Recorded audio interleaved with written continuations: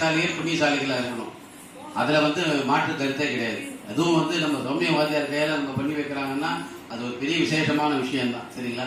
அதனால எல்லாரும் கொஞ்சம் அமைதியாக இருந்து வைபவத்தை என்ன பெரிய கும்பல் இல்லை அப்படின்னு நினைக்கிறாங்க. நாம சந்தோஷமாக அனுபவிக்கணுன்றதுக்காக இறைவன் நமக்கு கொடுத்துருக்க வரோம்.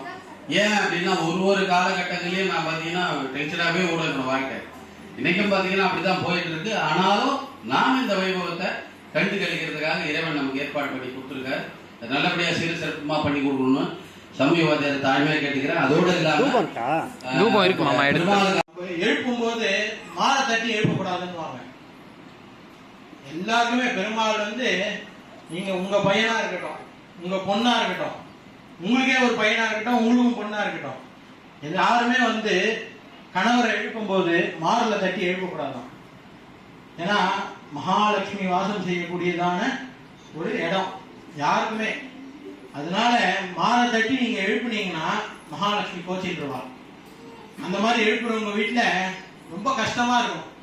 ஏதாவது பணப்புழக்கம் இருக்கும், அதே மாதிரி ஏதாவது ரொம்ப நாள் எங்கேயான பைசாவை கொடுத்து ஏமாந்துருப்பீங்க, அந்த மாதிரிலாம் இருப்பீங்க. அதெல்லாம் வந்து ஆண்டாள் சொல்லியிருக்கிறபடியே நம்ம சாஸ்திரங்களை என்னென்னலாம் சொல்லியிருக்கோ அதெல்லாம் தான் நம்ம வச்சு நம்ம முன்னிருந்து பண்றோம். எதுவும் நம்ம புதுசா பண்ண போறது இல்லை. காசி யாத்திரை போனார், இத்தனை வருஷம் நான் போன வருஷம்லாம் பண்ணல. ஏன்னு கேட்டா டெக்னாலஜி வளர்றதுல அது அந்த மாதிரி தான். ஏன்னா போன வருஷம்லாம் வந்து இங்க வந்து ஆரம்பிக்கிறதுக்குள்ளேயே எனக்கு கை கால் வந்துட்டோம், அவருக்கு கை கால் வந்துட்டோம், என்ன ஜி இவ்வளவு கூட்டம் இருக்கு ஜி, எங்க ஜி உட்கார இருக்கிறது, இதுலயே போயிட்டு அப்படியே. இப்ப இன்னைக்கு அழகா பெருமாளுடைய சந்தர்ப்பத்துல அழகா பெருமாள் காசி யாத்திரை, அதாவது பொண்ணு வீடும் மாப்பிள்ளை வீடும் சேர்ந்து 2 பேருமா சேர்ந்து எங்களுடைய பொண்ணை பரிபூர்ண சம்மதத்துடன் நீங்க எந்த கல்யாணம் உங்க பொண்ணுக்கோ உங்க பையனுக்கோ கல்யாணம் பண்ணா கூட காசி யாத்திரை பண்ணும்போது அந்த மாப்பிள்ளையாகப்பட்டவர் மகாவிஷ்ணு. அந்த மகாவிஷ்ணுவோடைய காலை பூஜை பண்ணி அதுக்கப்புறமா தான் கையை பிடிச்சி மச்சான் கையால கூப்பிட்டு வந்து மேடையில உட்கார வச்சு அதுக்கப்புறமா தான் பொண்ணை ஒன்னா சேர்ப்போம். இது ரொம்ப விசேஷமானது. திருக்கல்யாணம் நம்மளுக்குன்னா விவாகம், பெருமாளுக்குன்னா திருக்கல்யாணம். திருன்னா பெருமாளுடைய பொருள் அர்த்தம். அதனால திருக்கல்யாணம். இதுல சரி, இது வரைக்கும் சரி சாமி சொன்னீங்க. இதுல வேண்டினா என்னென்னலாம் நடக்கும்? சகல காரியங்களும் நடக்கும். அதாவது திருப்பதியுடைய சரித்திரத்தை சொல்றேன். அதாவது வால்மீகி முனிவர் வந்து என்ன பண்ணாரா, பெருமாள் ஸ்ரீவைகுண்டத்தை படுத்திருந்தாராம். பெருமாள் அவனா ஒருத்தன் தூங்கிட்டு இருக்கும் போது அவனை போய் நீங்க எழுப்பினீங்கன்னா என்ன பண்ணுவாங்க? உங்க வீட்டுக்காரே தூங்கிட்டு இருக்காங்க, ஏய் சும்மா எப்ப பாரு எழுப்பினே இருக்கேன் அப்படின்னு நம்ம வீட்டுல இருக்கிறவங்களே கத்துவோம். பெருமாளுக்கு நல்லா அசந்து தூங்கிட்டார். அவர் 33 கோடி தேவர்களையும் ரட்சிக்கவர், எல்லா உலகத்தையும் ரட்சிக்க போறார். அவருக்கு ஒரு டயர்ட் ஏற்பட்டது, உடம்புல அசதி ஏற்பட்டது, பெருமாள் படுத்து தூங்கிட்டார். அதாவது பெருமாள் தூங்குற காலத்துல தாயார் விழிப்பான்னு அர்த்தம். ராத்திரியில எல்லா சாமியும் கூட்டிட்டு போறோமே எதுக்காக? பெருமாள் இருக்கும்போது மகாலட்சுமி அந்த வாசப்படியிலே இருப்பான். அப்புறமா தூங்குவாளான்னா அது அவளுக்கு தான் தெரியும். அதே மாதிரி கூப்பிட்ட அந்த வால்மீகி முனிவர் கூப்பிடுறான், பெருமாள் எழுந்துக்க மாட்டேங்கிறான். நீ என்ன அசிங்கப்படுத்துறியான்னு சொல்லிட்டு இப்ப சொன்னேனே மார்ல தட்டி எழுப்பக்கூடாதுன்ட்டு எட்டி உதைச்சாராம் மார்லயே. இந்த வால்மீகி முனிவர் பெருமாளை எட்டி வச்சாராம். உடனே எங்க இருந்தாலோ தெரியாது அந்த மகாலட்சுமி அப்படியே இந்த மார்புலேருந்து வந்து வெளில வந்துட்டான். இன்னொருத்தருடைய கால் தலை என் மேல பட்டுட்டு இனிமேல் உன் கூட இருக்க மாட்டேன் நானு. அதனால நீ எப்படி வந்து நீ தனியா லோகத்தை வந்து சமாளிச்சுக்கோ, என்னுடைய சாபம் நீ தூங்கவே கூடாது இனிமேந்து அப்படின்னு. இப்ப எங்கேயான திருப்பதி பெருமாள் தூங்குறாரா? அதுதான் விஷயம். அதே மாதிரி பத்மாவதி தாயாரையும் திருப்பதி பெருமாளையும் ஒன்னா பார்க்க முடியுமா? அன்னைக்கு கோச்சிட்டு போனவதான் பத்மாவதி தாயார். இன்னும் கீழே இருக்கா, அவர் மேலேயே இருக்கார். அவர் எல்லா சீரையும் அனுப்புவார். இப்போ திருச்சானூர்ல பத்மாவதி தாயாரோட கல்யாணத்துக்கு எல்லா சீரும் அனுப்புவார். இந்த 10 நாள் திருவிழா பஞ்சமி தீர்த்தம் கார்த்திகை மாசத்துல விசேஷமா பண்ணுவாங்க. என்ன அனுப்புவாருன்னு கேட்டீங்கன்னா பட்டு புடவை எல்லாம் சகலமும் நகை, அவர் சாத்தின நகை அது எத்தனை சவரன் கண்டுபிடிக்க முடியாது, எத்தனை இதுன்னு தெரியாது, பவுன் தெரியாது, என்னன்னு தெரியாது. அவர் நைவேத்தியம் பண்ண எல்லா பிரசாதம் பக்ஷணங்கள்னா என்ன பக்ஷணம் இருக்கோ எல்லா பக்ஷணத்தையும் ஒரு கிட்டத்தட்ட ஒரு 200 கூட வரும். 200 கூட ஃபுல்லா வெறும் பக்ஷணங்கள், தின்பண்டங்கள் அங்கே அனுப்புவார். ஆனா பெருமாளுடைய பிரம்மோற்சவம் புரட்டாசி மாசம் நவராத்திரி பிரம்மோற்சவம் வரும்போது பெருமாளுக்கு அவருக்கு உண்டான மாலை தான். வேற யாரும் பெருமாளை சீண்ட கூட மாட்டாங்க. அவர் தான் ராஜா. அவர் சுத்தி சுத்தி வந்து பாரு தவிர பத்மாவதி தாயார் கண்டுக்க கூட மாட்டான். இன்னி வரைக்கும் இன்னைக்கு பரியந்தம் அப்படிதான் திருப்பதியில நடந்துட்டு இருக்கு. அதனாலதான் சொல்றேன், அதாவது நீங்க என்னதான் இருந்தாலும் கூடியிருந்து ஒரு காரியங்கள் செய்தால்தான் அதோடைய முழு பலன். அதே மாதிரி என்ன சுவாமி, நான் தம்பதியா இல்லாத நான் ஒத்தனா செஞ்சிடலாமா? பிரயோஜனம் இல்லை. தம்பதியா செய்யற காரியத்தை வந்து அதை அப்படிதான் செய்யணும். ஏன் நம்ம தம்பதியா செய்யணும்னா, இந்த ரஜோகுணம்னு சொல்லுவாங்க. அந்த ரஜோகுணம் தபோ குணங்கள்லாம் இந்த லேடிஸ் கிட்ட இருக்கு. இரக்கத்தன்மை மெயினா நம்ம வாழ்க்கையில வாழறதுக்கு இரக்கத்தன்மை வேணும். எது பண்ணாலும் மன்னித்து விட வேண்டிய ஒரு இது இருக்கணும். நான் எது பண்ணாலும் பரவாயில்ல அட்ஜஸ்ட் பண்ணிக்கிறேன் அப்படின்ற ஒரு குணத்தை அவங்களுக்கு ரொம்பவே கொடுத்துருக்காங்க. இந்த காலத்துல இருக்கா அப்படின்னு என்ன கேட்காதீங்க, அது எனக்கு தெரியாது. ஆனா அந்த காலத்துல சாஸ்திரத்துல சொன்ன மாதிரி நான் சொல்றேன். அது நீங்க அது உங்களுடைய கவலை இல்லையா? அதே மாதிரி எல்லாமே வந்து முழு பலனை கொடுக்கறதுன்னா தம்பதி தான். இன்னைக்கு கூட நீங்க யார் இது வரைக்கும் நீங்க பண்ணியிருந்தீங்கன்னா கூட பரவாயில்ல. இனிமேல் நீங்க திருப்பதின்னு போனீங்கன்னா முதல்ல பத்மாவதி தாயாரை பார்க்கணும். பத்மாவதி தாயார் கிட்ட பார்த்துட்டு அந்த அம்மா கிட்ட எல்லா அருளையும் நீங்க கேட்கணும். பெருமாள் கிட்ட போய் நீங்க அருள் கேட்டீங்கன்னா உங்களை வெளில பிடிச்சி தள்ளினே இருப்பாங்க. ஜெருகண்டி தான் அவர்கிட்ட வந்தது. அவரை உங்களால பார்க்க மட்டும்தான் முடியும், கேட்க முடியாது. கேட்கக்கூடியது எல்லாமே பத்மாவதி தாயார்கிட்ட தான் கேட்கணும். இதே மாதிரி ஒவ்வொரு தெய்வங்களும் ஒவ்வொரு சரித்திரம் நம்மளுக்கு. அவங்க எப்படிலாம் வாழ்ந்தாங்களோ அதே தான் நம்மளுடைய கல்யாணமும். நம்ம கல்யாணத்துல இதெல்லாம் உண்டா சாமி அப்படின்னா, நம்மளுடைய கல்யாணத்துல நம்மளுடைய முன்னோர்கள் வந்து ஒரு வழக்கம் வச்சிருந்தாங்க. அந்த வழக்கத்துக்கு ஏற்ற மாதிரி பண்றோம். சுவாமியுடைய கல்யாணத்துலலாம் நம்மளுடைய பக்தியா இருக்கணும். இப்ப இந்த காலத்துல நீங்க இவ்வளவு பேர் இருக்கீங்க, இந்த நேரத்துல நீங்க வீட்டுல இருந்தீங்கன்னா என்ன பண்ணுவீங்க? சாதாரணமா டிவி பார்த்துட்டு உங்களுடைய டைம் அப்படி கழிப்பீங்க. அதாவது பார்க்கறதுக்கு கண்ணுக்கு இனிமையை தரணும், காதுக்கு இனிமையை தரணும், நம்ம பேசுறதுல இனிமையா இருக்கணும். அந்த மாதிரி இருக்கிற நேரத்துல நீங்க ஃபுல்லாவே அந்த மாதிரி இருந்துட்டீங்கன்னா வச்சுக்கோங்க, நீங்க எல்லாருமே ஒவ்வொருத்தரும் தெய்வம். அதாவது சுவாமி எல்லாருக்கும் ஒரே மாதிரி தான் அருள். அதாவது இவங்க 2 பேர் வந்து இவங்க 4 தம்பதிக்கு மட்டும் வந்து உட்காந்துட்டாங்க, இவங்களுக்கு மட்டும்தான் இந்த கல்யாணம் வச்சுக்கோமான்னா கிடையவே கிடையாது. சர்வே ஜனா சுகினோ பவந்து சமஸ்த சன்மங்கமானி சந்து. சர்வே ஜனானா எல்லா ஜனங்களுக்கும் ஒரே விதமான பலன்களை சுவாமி தரார். சரி, இது வரைக்கும் நம்ம நடந்தது. முதல்ல இந்த கல்யாணத்தை வந்து நாங்க பார்த்தோம். இந்த கல்யாணத்துடைய பிரசாதம் என்ன வேண்டியது, என்ன நடக்கும், நான் என்ன வேண்டிக்கிறது? முதல்லனா நீங்க ஆயுள் ஆரோக்கியமா இருப்பீங்க. 2வது, கல்யாணத்துல வீட்டுல ஏதாவது பசங்க இருந்ததுன்னா சீக்கிரமா வேண்டிக்கோங்க. கல்யாணங்கள்லாம் தடைகள்லாம் நீங்கும். ரொம்ப நாளா குழந்தை இல்லாத கஷ்டப்படுறவங்களுக்கு கண்டிப்பா பரிபூர்ணமாக கிருஷ்ணரோ இல்ல மகாலட்சுமியோ பிறப்பா. அதே மாதிரி இன்னொன்னு பிரார்த்தனை, சுவாமி நான் ரொம்ப நாளா வந்து ஒரு பண கஷ்டத்துல இருக்கேன், அந்த பண கஷ்டத்துல வந்து என்ன பண்றதுன்னே தெரியல அப்படின்னு இருக்கிறவங்களுக்கு கண்டிப்பா பிரத்யட்சமா இந்த கல்யாணத்துல யார் வராருன்னா குபேரர் வந்து நடத்தி வைக்கிறாராம். ஏன் குபேரர் நடத்தி வைக்கிறாருன்னா, திருப்பதியில பெருமாள் வந்து குபேரர் கிட்ட கடன் வாங்கிட்டார். இன்னி வரைக்கும் வட்டி கொடுத்துருக்காரு குபேரருக்கு. இந்த குபேரர் வந்து இந்த கல்யாணத்தை நடத்தி வைக்கிறதுனால இங்க எல்லாருக்கும் பண கஷ்டம் நிவர்த்தியாகும். அதே மாதிரி எல்லா தடங்கள், கணவன் மனைவிக்கு இடையே தடங்கள், எது சொன்னாலும் நம்மளுக்கு வந்து ஒரு சண்டையா போய் முடியும், ஒருத்தருக்கு ஒருத்தர் கோச்சிக்கும். இந்த கோவப்படுற குணங்கள்லாம் இதுல நிவர்த்தி ஆகுமா. அதே மாதிரி எல்லாரும் பசங்கள்லாம் நல்லா படிக்கணும்னு பிரார்த்தனை பண்ணிக்கணும். ஏன்னா படிக்கணும்னு நீங்க பிரார்த்திச்சீங்கன்னா தான் அவங்க மனசுல இருக்கோ இல்லையோ, நீங்க வந்து ஒரு நல்ல எண்ணத்தோட பிரார்த்திச்சீங்கன்னா சுவாமி வந்து அதை கொடுப்பாரு. அதனால ஒவ்வொருத்தரும் ஒவ்வொரு கவலைகள், உங்களுக்கு மனசுல மனுஷனா பிறந்தா குறை இல்லாமே இருக்க முடியாது. அவருக்கு மட்டும்தான் குறை ஒன்றும் இல்லாத கோவிந்தன். நம்மளுக்கு என்னைக்குமே குறையாதான் இருப்போம். நம்ம இந்த கல்யாண உற்சவமே முடிஞ்சா கூட ஐயா அவர் சொல்வார், சுவாமி அவருக்கு இது பண்ணிருக்கலாமோ அது பண்ணிருக்கலாமோன்னு. அதாவது நம்மளுக்கு குறைகள் தான் இருக்கும், குறை இல்லாம சத்தியமா நம்மளோட வாழ்க்கையை வந்து பூர்த்தி பண்ண முடியாது. அதனால எந்தெந்த குறைகள்லாம் இருக்கோ நம்ம இவர்கிட்ட தான் கொட்ட முடியும். வேற யார்கிட்ட சொன்னாலும் பிரயோஜனம் இல்லை. அதனால இந்த நேரத்துல பக்தியா இருங்க. அதாவது வேதமே என்ன சொல்றதுன்னா ஸ்ரத்தையாதேயம் அஸ்ரத்தையாதேயம். அதாவது ஒரு ஸ்ரத்தையா நீங்க எந்த காரியங்கள் செய்யறீங்களோ உங்களால முடிந்ததுதான். அதாவது அவர் சொல்லுவாரு, எனக்கு ஒரு 25 செங்கல் வாங்கி கொடுங்கன்ட்டு. தாராளமா அது உங்களால முடிஞ்சதுன்னா கண்டிப்பா வாங்கி தரலாம். இல்லை எனக்கு ஒரு லோடு மணல் வாங்கி கொடுங்க. முடிஞ்சால் எதுவா இருந்தாலும் உங்களுடைய சக்தின்னு ஒண்ணு இருக்கு.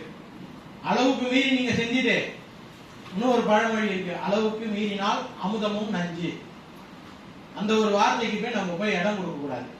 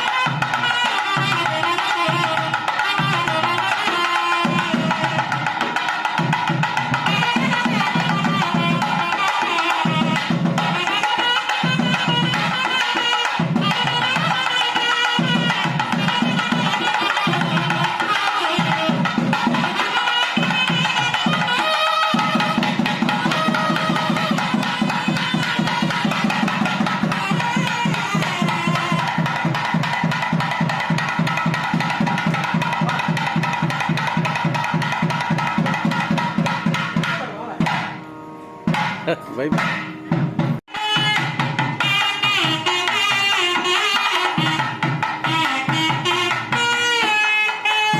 ஆமா ஆமா காலை மடக்கிக்க அவர் பண்ற மாதிரி பண்ண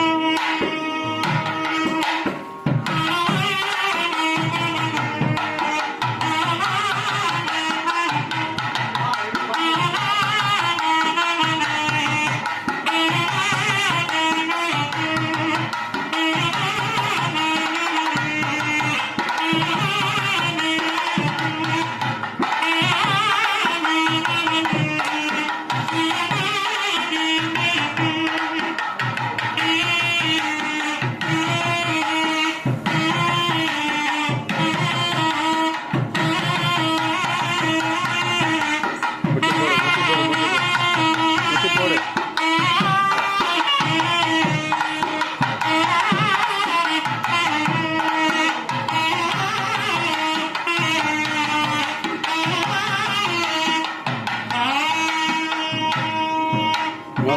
மோத வாத்தியார் மேலே மோதாது.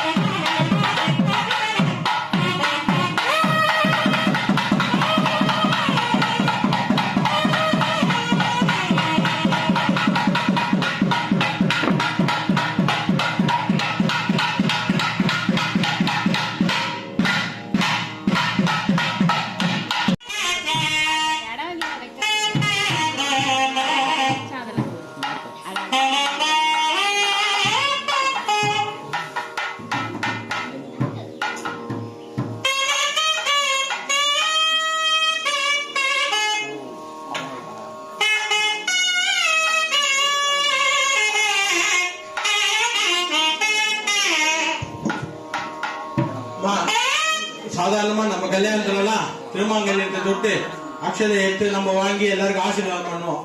சுவாமி கல்யாணத்துல அது கிடையாது. திருமாங்கல்யன்றது ரொம்ப ஒரு புனிதமானது. அதனாலதான் அதை வந்து மஞ்சள் நிறைந்த கயரால இந்த திருமாங்கல்யம். சில பேருக்கு வந்து தாலினா என்னன்னே தெரியல. தாலினா வேலின்னு நினைச்சிட்டு இருக்காங்க. வேலி கிடையாது. அதாவது நம்மளுடைய சம்பிரதாயத்தை இந்த நூல் வந்து எதனால பண்றாங்கன்னா வச்சுக்கோங்களேன், நீங்க எண்ணி பாத்தீங்கன்னா கூட 365 சூத்திரம் இருக்கும் இதுல உள்ள. இந்த நூல் அப்படிதான் நெய்வாங்க. இந்த 365 நாளும் கணவன் மனைவி இந்த கயர் எப்படி பிரியாம இருக்கோ அதே மாதிரி இருக்கணும்ன்ற ஒரு வாழ்க்கையுடைய தத்துவம் தான் இந்த திருமாங்கல்யம். அதனால சுவாமியை பிரார்த்தனை பண்ணிக்கோங்க. எல்லாரும் பிரார்த்தனை பண்ணிட்டு கண்ணில் எடுத்து கண்ணை எடுத்து ஒத்திக்கோங்க. ஏன்னா இது முடிச்சிட்டீங்கன்னா சுவாமிக்கு நம்ம சாதிட்டோம்னா இது தொட முடியாது, கண்ணில் எடுத்து ஒத்திக்க முடியாது. அதனால சுவாமியை பிரார்த்தனை பண்ணிக்கோங்க. நம்மளுடைய வீட்டுல எல்லா நல்லதும் நடக்கணும், எல்லாரும் நல்லா இருக்கணும்னு சுவாமியை வேண்டிக்கோங்க. எல்லாருக்கும் காமிச்சு வந்துருப்பா. வாத்தியம் வாசிக்கலாம்.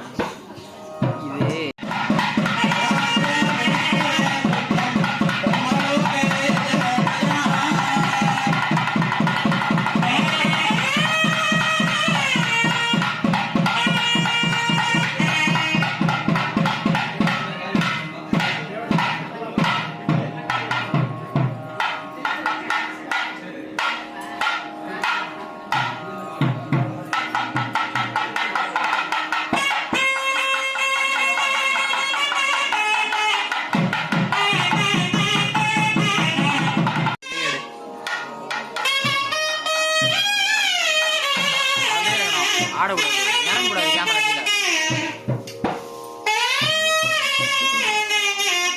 அப்படியே வரந்து கால் வராம பாரு. திருப்பு இப்போ இவர் வர இங்க இங்க அங்கேயே இல்லை. அவர் வருவாப்புல ஒரு கிட்ட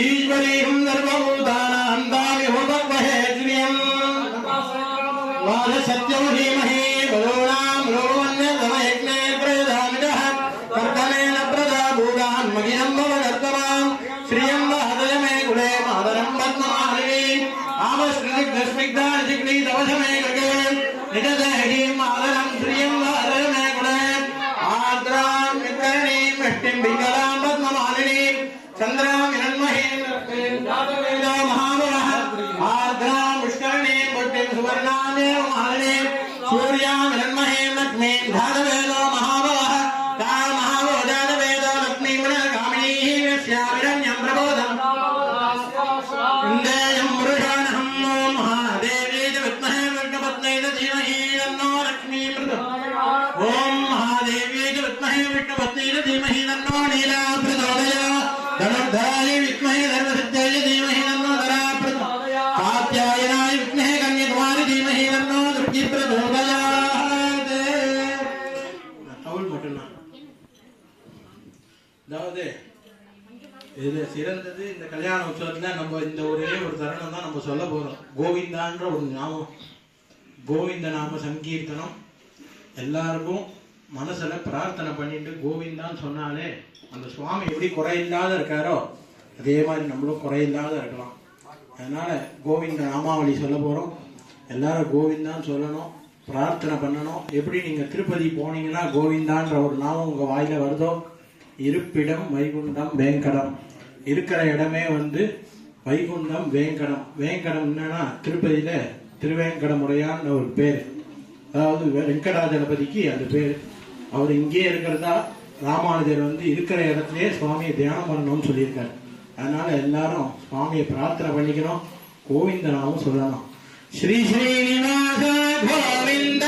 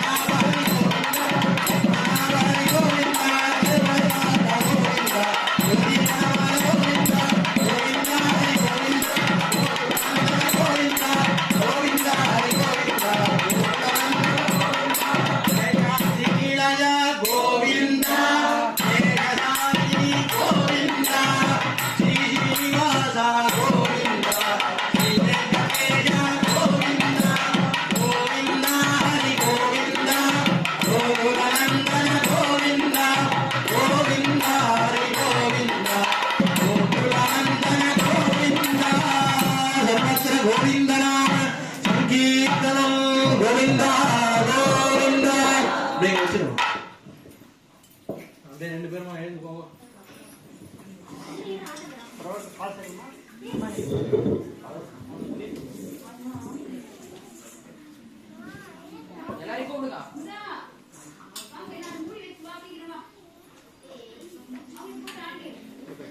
அதாவது இப்ப நடக்கக்கூடியது கன்னிகா தானம்.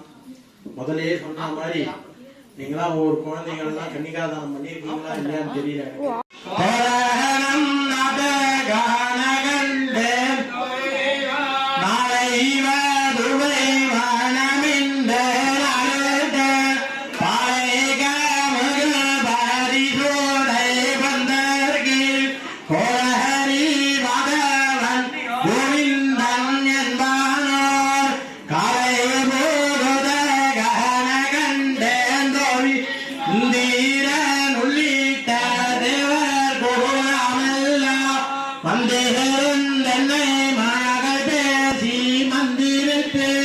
மந்திர கொடி ஊடுத்தி மகனமால் அந்த ஹரி சுட கணகண்டம் மாதிரை கிதம் கோனந்து நகரி நல்கி பார்வன சித்தர்கள் பல்லாரேத்தி பூனை கண்ணி பூமிதனோடு நன்னை காப்புகிறான் கட்ட கணகண்டன் கதிரீனம் கதிரோலி திரம் காலத மூடனேந்தி கதிரேன மங்கைய தாமந்தேரில் கொள் மதுரையார் மன்னன் அடி நீரை தொட்டெங்கும் அதிர போகதகம் மத்தகலம் கொட்ட வரி சங்கம் நின்றோதம் முத்தோடை தாமம் நீரை தாழ்ந்த பந்தருக்கு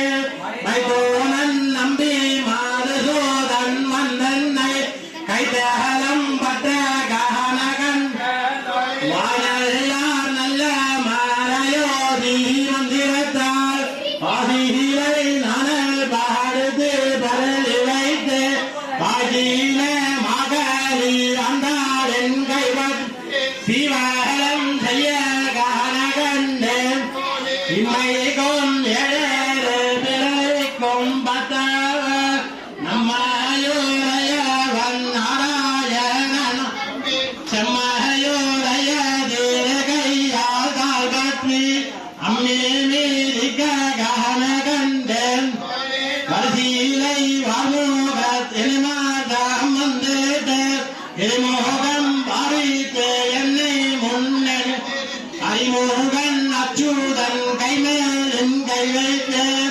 அறிமுகம் தட்ட கனகண்டன்